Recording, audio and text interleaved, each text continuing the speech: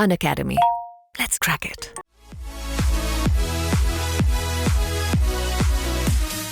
तुमने क्लास के सेट्स किए हैं उसको रिवाइज करना बहुत ज़रूरी है, ठीक है, एक बार तो, क्योंकि वो फंडे दिमाग में फ़ायदा नहीं होगा। पहली बार में अगर हाँ 40-45 मिनट में हो जा रहे हैं हाँ उनको रिवाइज करना जरूरी है। जो नए कॉन्सेप्ट जैसे गेम सेट हाँ, मतलब तुमको लगे क्लास में नहीं, तुमको ऐसे लगना नहीं चाहिए, तुमको लगे कि मान लो कि तुमको लगे कि इसको कुछ सेट में था नहीं, समझ में आ गया एक ही बार में, तो उसको निक की रिवाइज नहीं करोगे।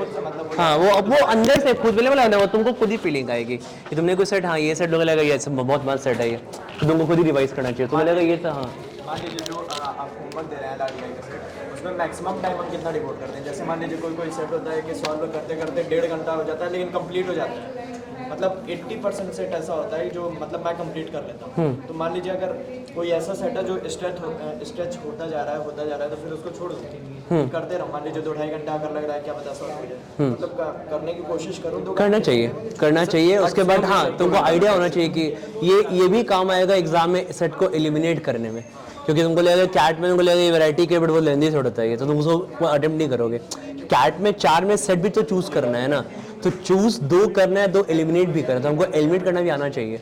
तो इसलिए तुमको जब तक तुम प्रैक्टिस नहीं करोगे उस लेवल के, तुमको पता चलेगा कि ये छोड़ के करे, तो ये भी इसलिए करना चाहिए। और सेकंड चीज़ क्या है कि जब 2 घंटा स्पेंड करोगे ना, तो ऑब्वियसली दिमाग थोड़ा ग्रो करेगा, थोड़ा स्किल ग्रो करेगा, प्रॉब्लम सॉल्विंग का दोनों फायदा होता है। मॉक्स एंड सेक्शनल्स कब से मतलब बेस्ट टाइम क्या रहेगा? मॉक्स तो मैंने सबको भी बोला है 20-25 जुलाई से, लास्ट का 4 महीना। अभी तक सर मतलब मैं नोट्स बनाने में ही और दोबारा जो आपने 3 टिक स्ट्रेटेजी बताई थी उसमें दूसरा टिक करने में ही, मतलब मैं अभी उसी में हूँ। इस मंथ तक मैं कंप्लीट कर लूँगा। हाँ। दूसरी बार भी मैं सारा क्वेश्चन। हाँ। तो मतलब अभी तक मैं नोट्स पे नहीं गया हूँ। हाँ। अगर अगले महीने से जाऊँ तो ठीक रहेगा ना, मतलब इस महीने कंपल्सरी नहीं ना अभी कोई दिक्कत नहीं है, सेक्शन में। टाइम बहुत है यार, कैट ने 5 महीना से ज़्यादा है, बहुत टाइम है अभी। सर जो जियोमेट्री के क्वेश्चन जब मैं प्रैक्टिस कर रहा होता हूँ तो कई बार क्या होता है, या तो मैं 1-2 क्वेश्चन करके रुक जाता हूँ, या फिर मैं जियोमेट्री की जगह मैं कोई दूसरा जॉनरा खोल लेता हूँ, जैसे अरिथमेटिक करने लगा। तो सर मैं सोच रहा कि ज्योमेट्री के क्लासेस के साथ जो मॉक के साथ क्वेश्चन आएंगे वो प्रैक्टिस कर लूँ, और बाकी जो टाइम अभी क्योंकि ज्योमेट्री में क्वेश्चन भी कम आ रहे पिछले 3-4 साल से आ रहे हैं कम, लेकिन से मान लो कैट में वाले 1 ही को 2 ही क्वेश्चन आया, जैट में 3 आ गया, तो हम लोग जैट में जब एम कर रहे हैं हमारा पेपर में 50% करने का, तो हमारा पेपर ही 70-90-80 का रह गया, 3 क्वेश्चन नहीं करोगे तो ये प्रॉब्लम हो जाएगा ना फिर, तो ठीक है। तो इसलिए छोड़ना is not a good suggestion, और उसको अच्छे से करो। टाइम हर बढ़ाना क्यों है, ज्योमेट्री सीखो ना, 15-20 दिन तो ज्योमेट्री को। नहीं सर, मैं ये सोच रहा था कि ज्योमेट्री में क्लास के क्वेश्चन के साथ जो मॉक में क्वेश्चन है उनका मैं वो प्रिपेयर कर लूँ, और जो अभी जो टाइम ज्योमेट्री को डिवोट कर रहा हूँ ये LRDI में, या फिर ऐसा नहीं है सब पे डिवोट करो, मैंने क्या बोला, सब पे सब कुछ पढ़ो, ज्योमेट्री भी सीख जाएंगे तो तुम हर एक, जब तुम मॉक्स दोगे ना, तुमको अलग एवरी मॉक पे तुम 2 क्वेश्चन कर जाओगे ज्योमेट्री के, तुमको मॉक का मार्क परसेंटेज अच्छा होगा, तो कॉन्फिडेंस अच्छा होगा, कैट में 2 क्वेश्चन करोगे, जैट पे 2-3 करोगे, IFT में करोगे। मेरा कोई ड्रीम यूनिवर्सिटी नहीं है, राइट, तो व्हाट आई विल प्रेफर कि हम इंडिया से MBA करेंगे, MBA इन फाइनेंस, अगर तुम इसके अच्छे कॉलेज से करती हो, उसके बाद CFA लेवल 1 लेवल 2 क्लियर कर लेती हो, तो फाइनेंस का तेरे पास सारा कुछ आ चुका है, ठीक है। Now you just need to grow in life, job करना है, सीखना है, ऑल दैट। तो हमको ये सीखने के लिए हमको 70-80 लाख रुपए क्यों खर्च करने हैं, ठीक है। CFA L1 L2 2-3 लाख रुपए में हो जाता है, MBA in finance I am Calcutta one of the best in the world है, ठीक है, वो 20 लाख में हो जाता है, तो वो क्यों करना 70-80 lakh. But I am Calcutta, I am Indore से भी हो, MDA से भी हो, कहीं से भी फाइनेंस करे हो, नारसी बाउंड्री से मेरे स्टूडेंट के लोग फाइनेंस से MBA करके उससे सिंगापुर में जॉब कर रहा है, वीज़ा में कोई जॉब कर रहा है, कोई जॉब कर रहा है, कोई एटलांटिया आई थिंक कोई कंपनी है सिडनी में, वहाँ पे बहुत लोग जॉब कर रहे हैं, अर्निंग वेरी वेल अबव वहाँ के, मतलब करेंसी में दे अर्निंग अबव 60 LPA, मतलब इंडिया से कंपेयर करोगे तो इसलिए अगर कोई बाहर का, मेरा ड्रीम यूनिवर्सिटी नहीं है, ठीक है, तो फिर करो। अब मेरा ड्रीम है कि मेरे को बचपन में कि मैं पढ़ना स्टैनफोर्ड में, अलग बात है, ठीक है, बट अगर नहीं है तो फाइन। ऐसे 2 लोग थे मेरे स्टूडेंट, एक का दोनों का आईज भी बैकग्राउंड क्लियर हो गया और दोनों का इंसीड भी क्लियर हो गया, तो एक कैटेगरी मेरे को इंसीड पढ़ना है, बहुत बचपन में मेरे कॉलेज का ड्रीम है, तो चला गया इंसीड करने के लिए, एक आईज भी आधार से पढ़ा सर, क्योंकि मैं ना अभी ना मैं दोनों पढ़ती हूँ, मैं GRE का भी पढ़ने लगती हूँ, तो कैट का भी फिक्स हो जाता है, गलत हो रहा है। पहले अपना क्लियर करो कि किस में MBA करना, तुम्हें क्या करना है आगे लाइफ में, ठीक है। तो आगे हमें लाइफ में जो करना है MBA उसका पाथ नहीं होना चाहिए, कि तुम यहाँ हो, तुमको यहाँ पहुँचना है। MBA is a part two reach that. MBA मेरा ड्रीम नहीं होना चाहिए कि मुझे MBA करना है। MBA not a dream, MBA is a part two reach your success level. ठीक है, तो पहले थोड़ा डिसाइड करो, बैठ करो 3 दिन टाइम लो, इंट्रोस्पेक्ट करो कि तुम्हें क्या करना है, फिर आगे बढ़ो। Thank you All the best. ठीक है, बाय, मैं जा रही हूँ, All the bye, best. See you. या थैंक यू। इसमें सर एक प्रॉब्लम ये है कि I scored less marks in 12th and मेरी क्लैट में रैंक 685 थी एंड मेरा IPM का BBA और MB का प्लस इंटीग्रेटेड IPM जो होता है वो हो गया था, पर I chose law because I was passionate for it and I got a rank of 685 in CLAT, तो मैंने कहा ये करते हैं। So it's a top 5 college in India, MNLE Mumbai. I know. हाँ ठीक है। अब सर मेरा CS का ग्रुप 1 क्लियर हो गया, ठीक है, पर वो CS अब मैं नहीं परस्यू कर रहा हूँ because I didn't have much interest in it. Saraf is a Tier 1 form, law form, ठीक है। ये मैंने आपको बताया था कि मैं CTIL जो IIFT का एक सेंटर है उसमें कर रहा हूँ। This is a Tier 2 form, this is UU Lalit chambers थे, CGI था उनका चेम्बर्स था, उसमें करा। Saraf I know, Saraf is good. अच्छा, ये क्या है, ललित क्या है? सर UU ललित वो the chief justice of India, अच्छा। उनके बेटे का है, तो Lalit chambers like he handles it. Arise was a company and Myanmar was a like this was a foreign law form, ठीक है। And I have co-founded a journal, I have been a convener of a center and like ये good CV, fine, good to go. हाँ अच्छा, मतलब as a MBA करने के लिए काफ़ी इम्प्रेसिव CV है काफ़ी। सर मेरे को बस इसमें ये बता दीजिए 65 कहीं हैम्पर करेगा, देखो कुछ भी है तो हैम्पर करेगा। और इसके बाद 1 साल का gap. But thing is that कि तुम्हारे पास तुम्हारा ये अच्छा है ये वाला पार्ट, राइट। तो अब जब भी तुम्हारा, अब मान लो जिसको जहाँ पे 90% होगा, बट इसका ये पार्ट अच्छा नहीं होगा, तुमको इस पार्ट का वेटेज मिलेगा। This is a good, this is very good part, extra curricular activities, law forms में इट इज वेरी गुड, अच्छा CV। तो तुमको ये हैम्पर करेगा, बट तुम्हारा plus point done good to cover up this, तो तुम्हारा कवर अप हो जाएगा। अच्छा, अब मेरे को ये बताइए सर, मेरा भी 3rd ईयर में हूँ, मेरे को 5th ईयर में ऑब्वियसली मैं करूँगा, तो अब मेरे को जो ब्रांड्स जैसे मैंने पूछा डेलॉयट EY, इसके अलावा और क्या कर सकता हूँ? कुछ नहीं करना चाहिए, बस हाई परसेंटाइल होगा। सर मैंने जब फ्लैट दिया था तो मैंने क्वांट DLR बहुत, मैंने अरुण शर्मा पूरी खत्म कर दी थी वो करते वक्त, तो मेरे को बहुत हैंग लग गया था उसका, मतलब जब मैंने आपको देखा तो समझ में आ रहा है मेरे को फर्स्ट उसमें। सो जैसे लॉयर्स को बोला जाता है कि मैच नहीं होता इससे, DI मेरा से हो जाता है, तो शुड आई एम फॉर 99.+ एकदम, मैं वही बोलूँगा, इसमें कुछ अब एक इंटर्नशिप ऐड कर लो, गुजरात डेलॉयट एक brand ले लेता हूँ। एक ले लो और then go for high percent. अब कुछ जरूरत नहीं है तुमको CV में, क्योंकि अब इससे ज़्यादा तुमको MBA का जरूरत नहीं है। It looks over do for MBA ना। अच्छा, मतलब ये मैंने कर लिया, काफ़ी है अच्छा CV। अच्छा, सो शुड आई टारगेट बाहर के कॉलेजेस, INSEAD, HEC पेरिस और ये सारे? कर सकते हो। फिर ड्रीम इज, देखो वही अभी मैं उसको समझा रहा था कि अगर तुम्हारा कोई ड्रीम है MBA फॉरेन से करने का, कोई कॉलेज होता है, इंस्टीट्यूट है, स्टैनफोर्ड है, हाँ, तो करो, अदरवाइज कोई सेंस नहीं बनता। अगर MIM दे रहे हैं अब सेंस अंदर तुमको जो भी स्किल सेट चाहिए, ये तुमको इंडिया के टॉप बेबी 20-25 कॉलेज से करोगे, फाइनेंस में MBA करना है, ठीक है, उसके बाद CFA कर लोगे, 2 साल में खत्म हो जाता है, MBA के साथ बहुत लोग करते हैं, then you are good to go anywhere in the world. तो 20 लाख खर्च करके हम I will earn for higher, earn spend in rupees, earn in dollars. तो मेरे को कंसल्टिंग में जाना है मोस्टली, ठीक है, कंसल्टिंग या फाइनेंस दोनों में चूज नहीं कर रहा, कंसल्टिंग में ही जाना है। That's fine. तो फिर कंसल्टिंग तुमको कुछ फाइनेंस के कोर्सेज चाहिए होता है, ठीक है। तो ये चीज़ तुम अभी डिसाइड नहीं कर पाओगे। जब तुम IIM में ज्वाइन करोगे किसी अभी IIM में, तो वहाँ पे तुमको ना पर्टिकुलरली जैसे IIM कोझिकोड में एक फाइनेंस करके अलग से स्टार्ट किया हम लोग पर, बट नॉर्मली सारे IIM तुमको नॉर्मली PGPM का डिग्री देते हैं, ठीक है। तो तुमको उसमें तुमको वहाँ पे तुम चूज नहीं कर पाओगे। Just like how you perform in the first year, on that basis you get coins to purchase courses from second year, ठीक है।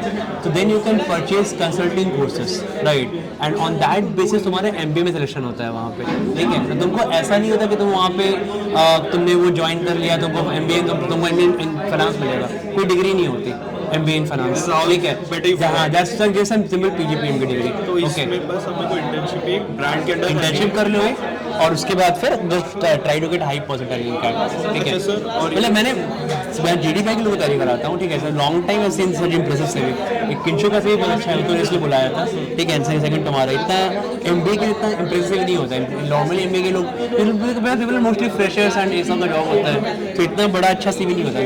वेरी गुड CV, तो और नहीं करना तुम्हें। अच्छा, तो बस अब वो करके high percentile in that sir what should the mock, कितने मॉक्स लिखने चाहिए? आई 40-45 personally I feel is good number right sir because I wrote 120 mock for CLATs, ठीक है, तो हाँ मैंने 120 प्लस लिख दिए थे। देखो 120 क्लैट में डिफरेंट फील्ड है। क्लैट में क्या है कि तुमको वहाँ पे स्पीड बनेगी, क्वेश्चंस का एक लेवल पे आके ना तो क्वेश्चंस खत्म हो जाता है, क्योंकि सर पढ़ के फायदा ही नहीं है, ये टफ क्वेश्चन आएगा नहीं क्लैट में, पता है हमें। बट ऐसा कैट भी नहीं है, कैट में हमें अपना प्रॉब्लम सॉल्विंग रिसर्च करना होता है, क्योंकि एलआईडी में कुछ नया सेट आ सकता है, क्वांट में कुछ नए क्वेश्चन आ सकते हैं, ठीक है, आरसी में कुछ नए टाइप का आरसीएस पर काफी नए टाइप के आरसीएस आ गए थे, आ सकता है। तुमको अपना हॉरिजॉन वाइड करना है कैट में। तो कैट में 40-45 marks along with good preparation is good enough, ठीक है, इतना बिल्डअप करने के लिए। जो भी नवंबर तक है, अभी मैं बेसिक्स कर रहा हूँ, फिर नवंबर के बाद फुल फ्लेजेड तैयारी। बेसिक्स करने का अलग से फायदा नहीं होता, जो पढ़ो डिटेल में पढ़ो। अच्छा, पूरा एलओडी 4 का एलओडी 5 तक चला पहले कम पढ़ो, डिटेल में पढ़ो, क्योंकि माइंड का लेवल बिल्ड नहीं होता ना। अब तुम जैसे मैं एथलेटिक को बेसिक कर लूँ, करते लोगे बट कुछ माइंड ही बिल्ड नहीं करेगा। मैं अगर छोड़ दूँ परसेंटेज 10 क्वेश्चन करके, तो मैंने जो मेरे को आता तो नहीं आता रहेगा मेरे को। तो जब तक मैं सॉल्व नहीं करूँगा थोड़ा हाई लेवल क्वेश्चन, थोड़ा ट्रिकी लैंग्वेजेस, तो हमारा पर्पस सॉल्व नहीं होगा। It's not a bank P or CLAT, right? Bank P CLAT में उनको पता है कि एक तरीके का क्वेश्चन आना है, सस्ते में आना है, इससे हाई नहीं आना।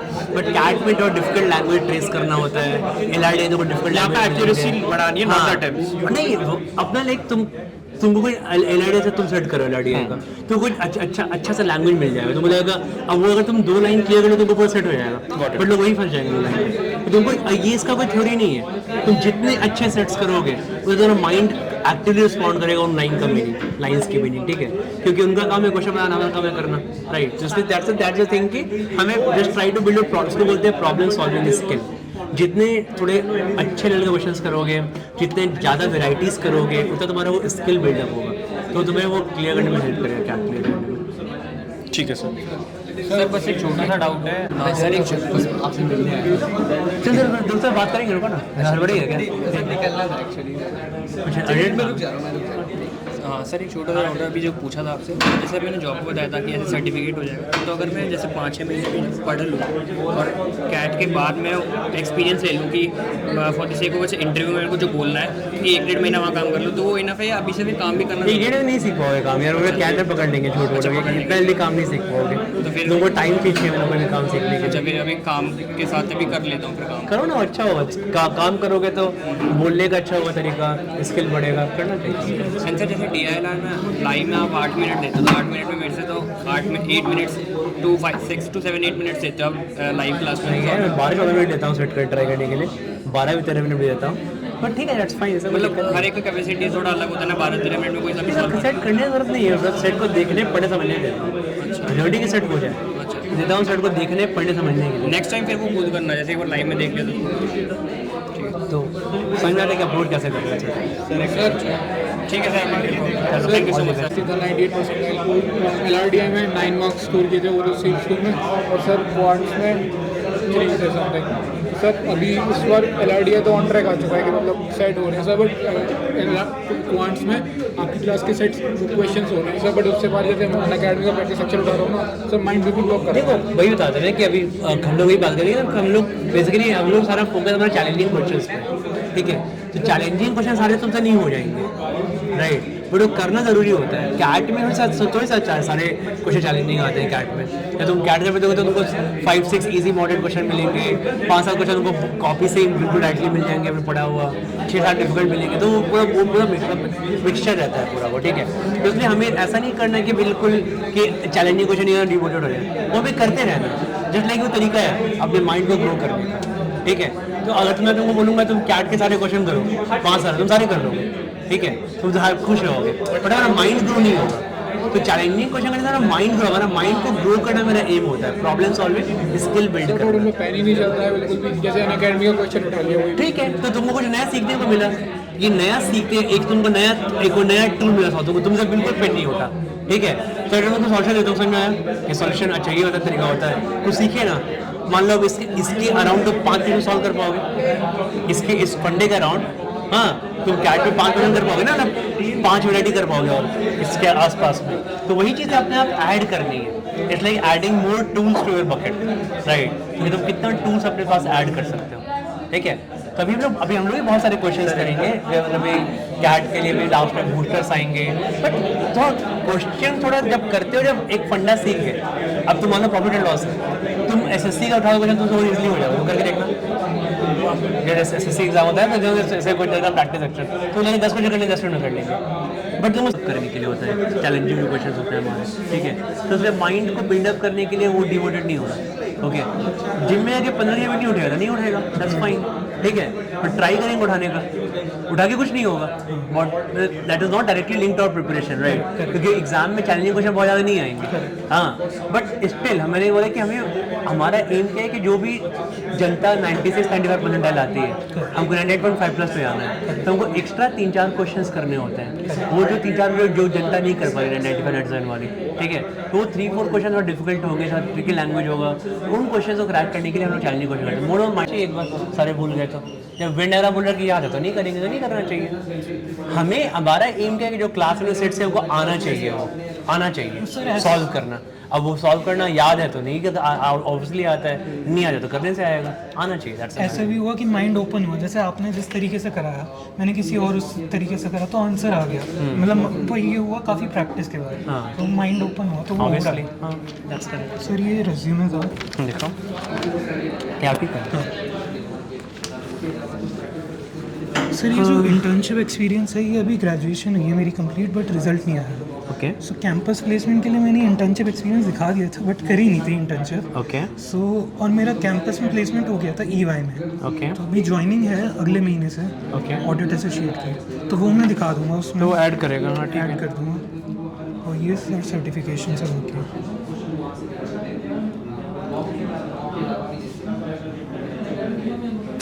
इसको सीवी को 2 पार्ट में डिस्ट्रीब्यूट कर लो, एक ना जैसे अचीवमेंट लिखा है अवार्ड्स को ना, एक पकड़ लो अकेडमिक वाला पार्ट, और एक कर लो एक्स्ट्रा करिकुलर एक्टिविटीज़, ठीक है। तो अकेडमिक्स और दोनों को अलग अलग रहना चाहिए। तो एक्स्ट्रा करिकुलर कोई क्विज में पार्टिसिपेट किया, NGOs वाला काम, ऐसा कुछ जो अपने हाथ में लिखा है, वाणिज्य है ना, इंटर DPS कॉम्पिटिशन। हाँ, तो इसको डाल दो अपने उसमें, स्कूल हेड बॉय हैं DPS में, इसको अपने डाल दो, एक्स्ट्रा करिकुलर डाल दो।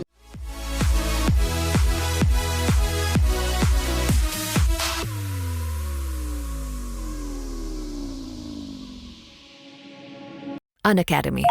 Let's crack it.